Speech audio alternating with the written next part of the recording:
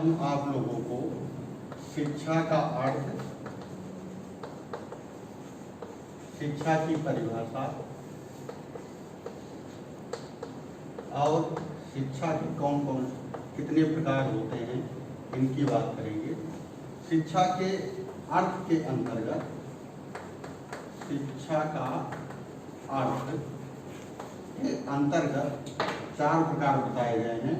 पहला अर्थ है शिक्षा का शाब्दिक अर्थ, दूसरा है शिक्षा का संकुचित अर्थ,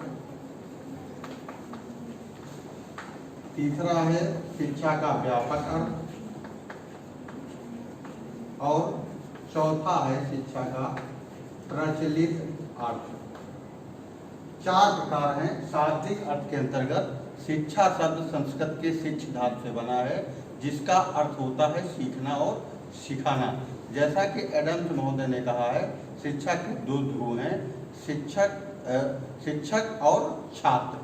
और उसी प्रकार जो है डीवी ने कहा है शिक्षा के 3 ध्रुव हैं, जिसमें तीसरा जो जुड़ गया वो पाठ्यक्रम। इनके बीच जो क्रिया और प्रतिक्रिया होती है उसको उन्होंने शिक्षा की संज्ञा दी है। तो सीखना और सिखाना शिक्षा शब्द संस्कृत के शिक्ष धातु से बना है, जिसका अर्थ होता है सीखना और सिखाना। अर्थात शिक्षक और छात्र के बीच जो क्रिया और प्रतिक्रिया हो रही है उसको हम शिक्षा कह सकते हैं। शिक्षा शब्द अंग्रेजी का एजुकेशन शब्द है और एजुकेशन शब्द लैटिन भाषा के एडुकेटम शब्द से बना है। एडुकेटम शब्द 2 शब्दों से मिलकर बना है, ई धन ड्यूको। ई का अर्थ होता है अंदर से और ड्यूको का अर्थ होता है बाहर निकालना। अर्थात व्यक्ति या छात्र या जो है व्यक्ति के अंतर्निहित शक्तियों को बाहर निकालने को ही हम शिक्षा की संज्ञा दे सकते हैं। ये शिक्षा का शाब्दिक अर्थ कहा गया। अर्थात पहले से ही बालक के अंतर्गत वो शक्ति विद्यमान होती है और शिक्षा के माध्यम से उसको बाहर निकालने का कार्य किया जाता है। फिर दूसरे के अंतर्गत संकुचित अर्थ के अंतर्गत कहा गया है कि शिक्षा जो स्कूली शिक्षा होती है वो एक निश्चित अवधि के अंतर्गत होती है। जैसे कि कक्षा 1 पास करना है तो हमको 1 वर्ष शिक्षा पढ़ना पड़ेगा। हाई स्कूल तक पढ़ना है तो आपको 10 वर्ष पढ़ना पड़ेगा, तब हाई स्कूल डिग्री मिल जाएगी। अर्थात एक निश्चित अवधि के अंतर्गत जो कुछ भी हम सीखते हैं वो शिक्षा का संकुचित अर्थ कहा जाएगा। और अगला जो है तीसरा जो है शिक्षा का व्यापक अर्थ के अंतर्गत, जैसा कि बहुत से शिक्षा शास्त्रियों ने कहा है कि शिक्षा आजीवन चलने वाली प्रक्रिया है। जीवन पर्यंत हम कुछ ना कुछ सीखते रहते हैं, हम कोई ना कोई कार्य सीखते रहते हैं, कोई न कोई चीजें सीखते रहते हैं। जैसे कि उदाहरण के स्वरूप में हम समाज में काम कर रहे हैं, एक अध्यापक काम कर रहा है, नई नई कौन सी गतिविधियां आ गई, कौन कौन सा सिलेबस चेंज हुआ, उसकी अगर उसको जानकारी नहीं है तो अपने व्यवसाय में वो निपुण नहीं है। इसी प्रकार एक डॉक्टर अगर वो समाज में रह के काम कर रहा है और उसकी कौन कौन सी जो है नई चीज़ें आ गई या नई बीमारियां आ गई, उसकी दवाइयों के बारे में उसको अगर जानकारी नहीं है तो उसका व्यवसाय सफल नहीं हो सकता। तो अर्थात हम जब तक जीवित रहते हैं तब तक कुछ न कुछ सीखने का कार्य करते हैं। चौथे के अंतर्गत प्रचलित अर्थ के अंतर्गत कहा गया है, जैसे सामान्य व्यक्ति है, गांव में जाइए, इसलिए कहा गया है कि भारत गांव का देश है, और गांव में जाइए अनपढ़ व्यक्ति से पूछिए शिक्षा का अर्थ क्या होता है तो ये बताएगा जो पढ़े लिखे हैं वो शिक्षित है, जो पढ़े लिखे नहीं हैं वो अशिक्षित है। अर्थात प्रचलित भाषा में कहा जाता है जो लोग पढ़े लिखे हैं वो शिक्षित है। अर्थात इस शिक्षा के 4 प्रकार के अर्थ बताए गए हैं। फिर परिभाषाओं के अंतर्गत बहुत सारे शिक्षा शास्त्रियों ने शिक्षा की तमाम बहुत तरीके से परिभाषाएं दी हैं, लेकिन उनका सबका मकसद इन्हीं अर्थ के अंतर्गत ही लगाया जाता है। जैसे कि सबसे पहली परिभाषा है, शंकराचार्य जी ने कहा है सा विद्या विमुक्तये, अर्थात विद्या वही है जो हमें मोक्ष दिलाती। जैसा कि हम शिक्षा की बात करते हैं इतिहास के अंतर्गत वैदिक कालीन, बौद्ध कालीन, मुस्लिम कालीन और उसके बाद ब्रिटिश कालीन, उसके बाद स्वतंत्रता पूर्व और स्वतंत्रता बाद की शिक्षा। जैसा कि शिक्षा के, क्योंकि शिक्षा का जन्म समाज के लिए हुआ है, जैसे जैसे समाज परिवर्तित होता जाता है वैसे वैसे शिक्षा व्यवस्थाएं भी हमारी परिवर्तित होती चली जाती है। जैसे वैदिक काल में शिक्षा का मुख्य उद्देश्य था मोक्ष प्राप्त करना, अर्थात हम शिक्षा इसलिए ग्रहण करते थे, इसलिए पढ़ते थे कि हमको इस जीवन से मोक्ष मिल जाए।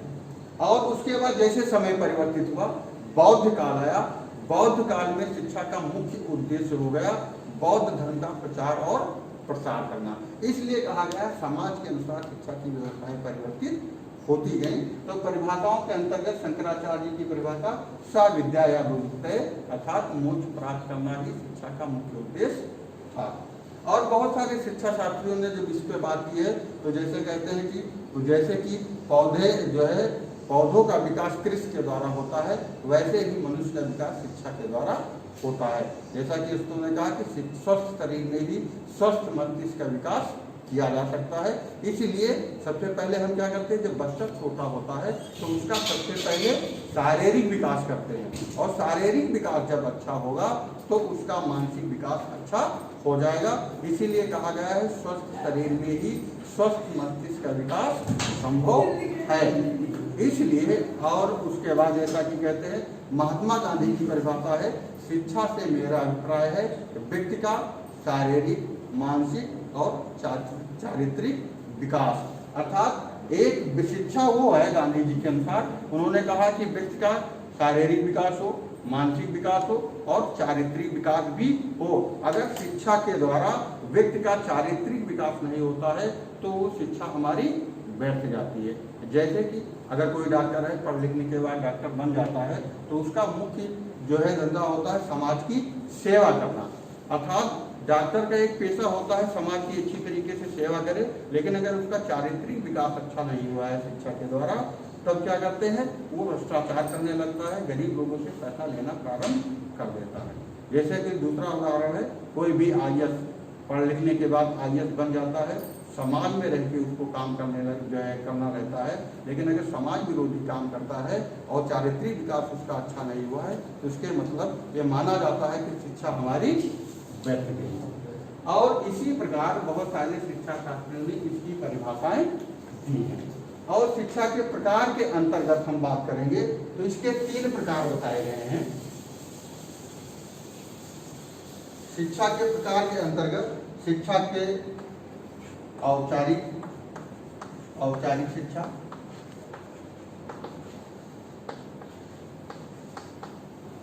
दूसरी है अनौपचारिक शिक्षा,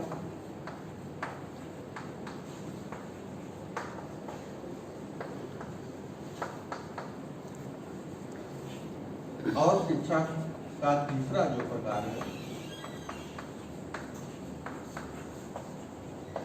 निरौपचारिक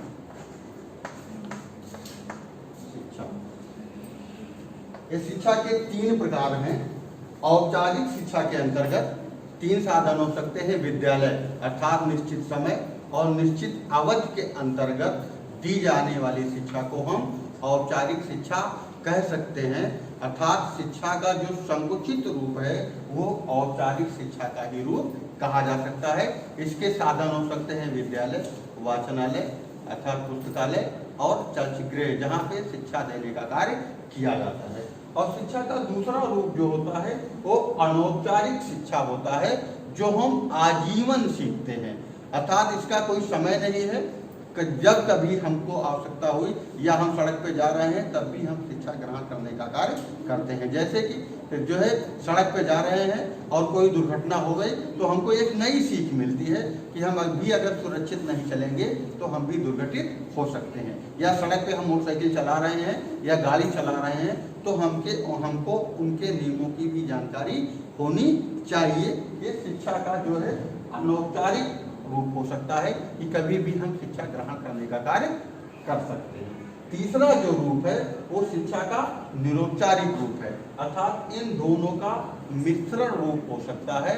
अर्थात जो हम टीवी के द्वारा सीखने का कार्य करते हैं, टेलीविजन के द्वारा अर्थात रेडियो के द्वारा और DVD के द्वारा जो भी चीज़ हम सीखने का कार्य करते हैं वो शिक्षा का निरौपचारिक रूप हो सकता है। ये 3 प्रकार बताए गए हैं।